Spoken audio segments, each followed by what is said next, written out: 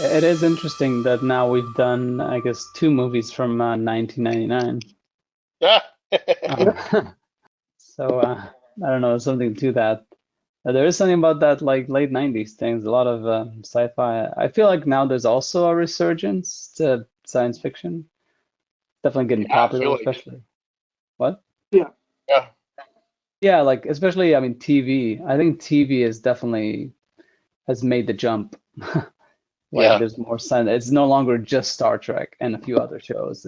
There's like a variety of science fiction on TV. Everybody should be watching The Expanse. It's awesome. Yes.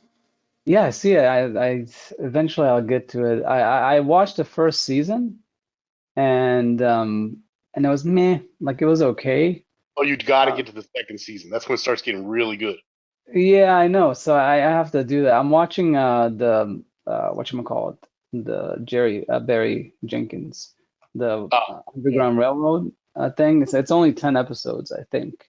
So I think I'm on the fourth or fifth. But so maybe when I finish watching that one, I'll try The Expanse. I just don't know how I want to commit to like multiple seasons. I think I might have to only give it the second one and see if it's good enough to continue.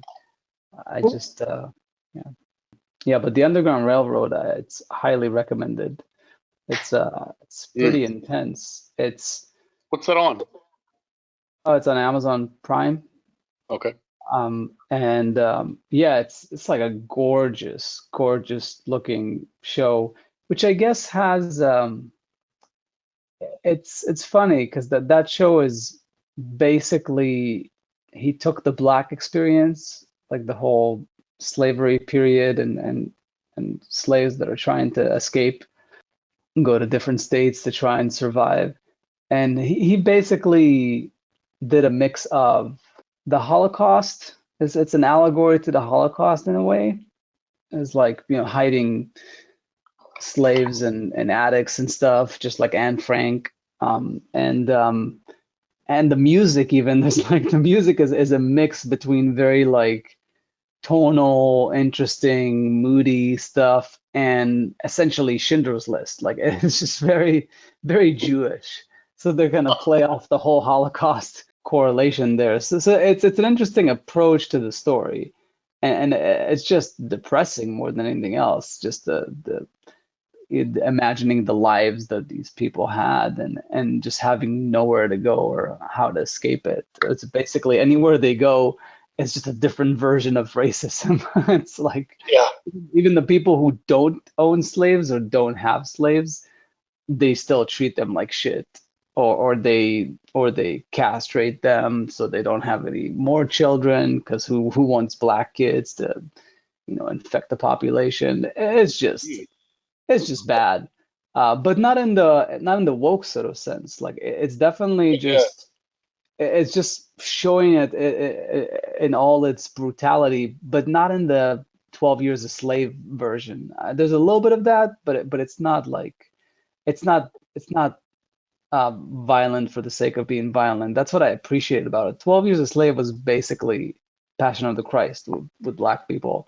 Um, I'm very happy, and then What? yeah, pretty much.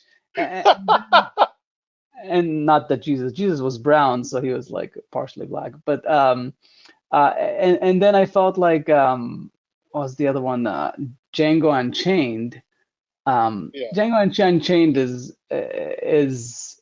really silly. It's well made. There's some really good scenes there, but it's avenge of the black people. Sort Yeah. of like how the Jews avenged the Nazis and Yeah. but he just Those two movies definitely have a real connection to them, to each yeah, other. but it's basically repeated the same joke, only it wasn't as good as Inglourious Basterds. Like we got the joke in Inglourious Basterds, and I think it was the better movie of the two. But then it was just like he repeated the same joke, just not as well. There's still some really good scenes in there, but it's just not as good. I But swear I might be one of the only people in the world who likes Django a little bit better than Inglourious Basterds. I mean, I'm not. It's a solid movie. The guy knows how to write. So it's moment to moment, scene to scene. There's very few people like him. I mean, as far as writing chops for movies specifically. Neither of those two movies are anywhere near my top of Tarantino's films, but they're so easy to compare to one another because of their similarities and the fact that they came one right after the other and stuff like that. And just I don't know, whatever. But I just it was funny you said that because I was recently talking to another friend of mine, and I was talking about Django Unchained, and I made some comment or something like that, and he was surprised. He was like, "Oh no," he's like, "I like Inglourious Basterds much better." Yeah, the thing that always stuck out to me about Django was like the whole Odyssey, like infiltrating, Candyland and everything like that, makes no sense.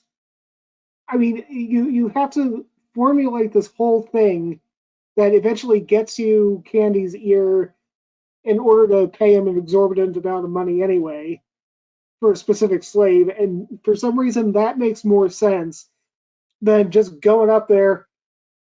Hello, sir. I'm a German. I heard down the grapevine that you have a slave who speaks German. Well, I would like to if give you you an take exorbitant the amount of money for her. I mean, you could argue that it's just paying lip service and it's not actually really properly explaining it. But I mean, in the scene where uh, Sam Jackson is explaining to DiCaprio like what their ruse was, and he's got him privately in the other room, and he's telling him what they did and how they're tricking him and stuff. He does say to him, he says he like DiCaprio says something like, "Why would they even do this?" And he says, "Because telling him that he was going to buy this other slave for a whole bunch of money made you very, very like welcoming and made you very eager to please him and so on and so forth and to be hospitable and to listen to him and so on and so forth." But he said, and then as he starts getting mad, DiCaprio's swearing about something, and he says, and Sam Jackson says something about like you wouldn't have even even listened to this guy. You wouldn't even have given him a moment of your time if he just wanted to spend a few $100s to buy some slave off you. Like he would have just brushed him off and said no and just never even spoken to him. No, I get that, but It's a little contrived. I yeah. I mean, if Christoph Waltz knew that too, then why not just be like, okay, well, okay, I'll give you $5,000. Yeah, Like that's an exorbitant amount of money for a slave. That's a pain in your ass. Like, yeah, yeah. Uh, I mean, I guess you could say that they wanted to have money too. No, yeah, yeah. Yeah, I think that for me it boils down to not to go off too much, but I was gonna bring it back to oh, I think we're well Underground off. Railroad.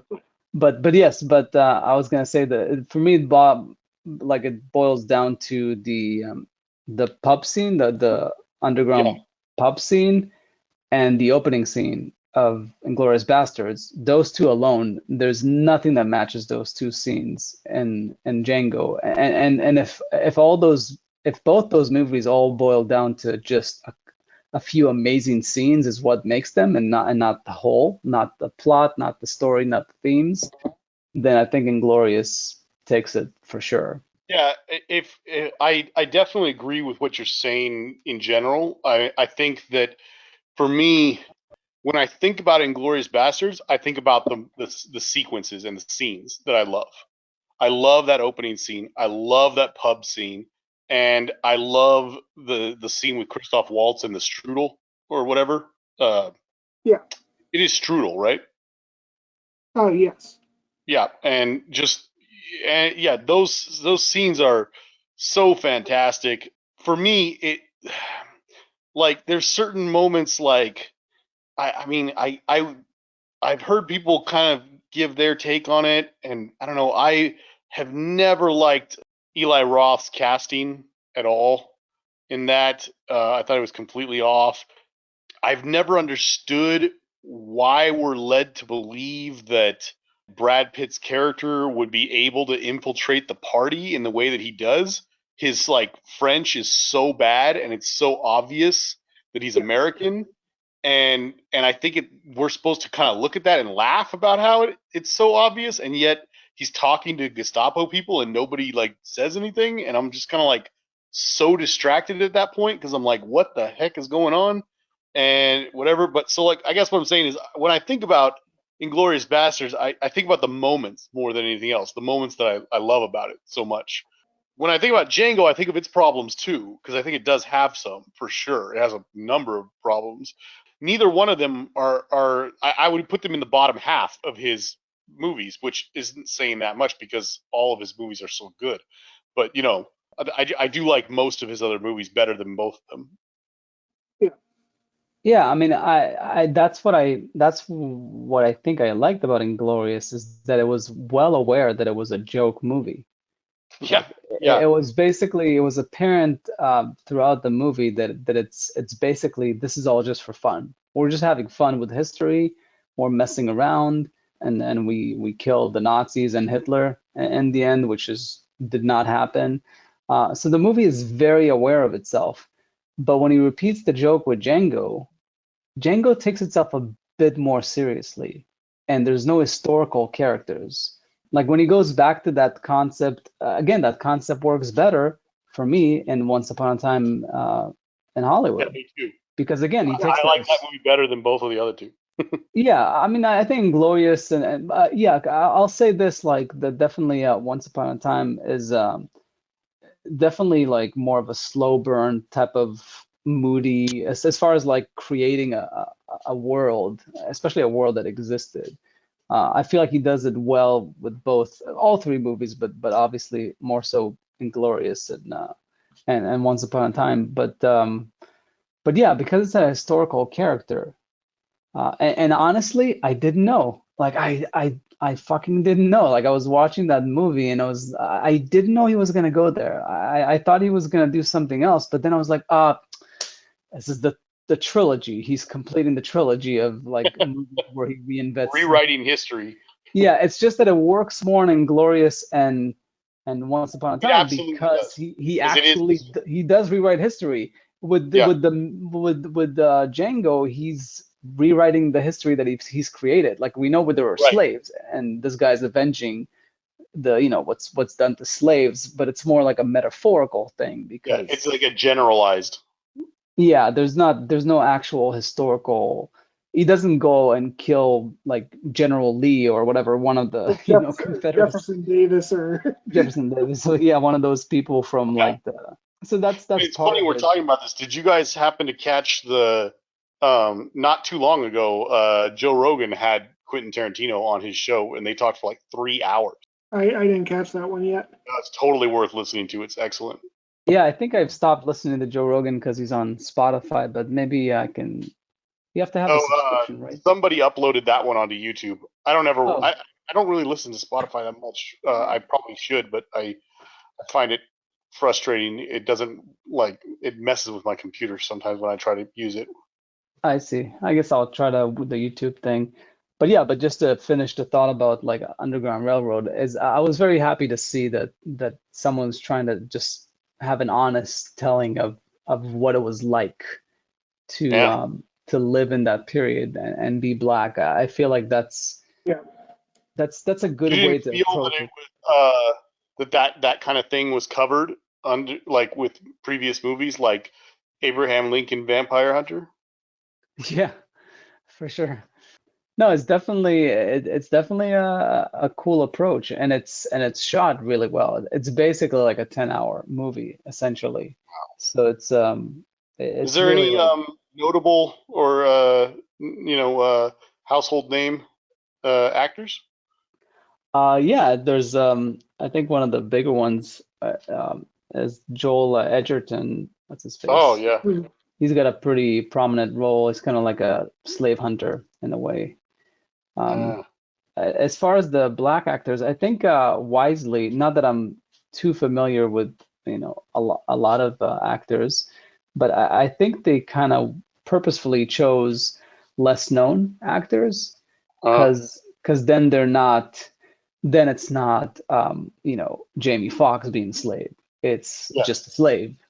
Like when it's not a celebrity, when it's just a really good actor, I feel like it's you can more easily just see them as just a person from that period. Yeah. And it's okay if the white guys are more familiar because if anything else, they tend to be more archetypes of people at that time. Yeah, like the slave hunter and but generally all the like, I think Joel Edgerton is the only one that's well known, and the rest of the cast is pretty unknown. There's Peter Mullen, I think he's sort of familiar. He's been Up in it. until just a couple of years ago, I wouldn't even say that Joel Edgerton was very well known. Yeah, exactly. Yeah, no, it's there's some really good acting in there, and no, he definitely takes it to another level. The whole, not that I see that much TV, but I feel like he definitely takes the whole limited series thing to another level. So good for him for like giving it a shot. I'm sure he could have made another movie, but yeah, no, I'm looking forward to see what he does next. But that said, I at this point I'm definitely I've gotten several recommendations for The Expanse. So I guess I apparently Jeff Bezos likes it enough that he saved it from being canceled just to keep it going.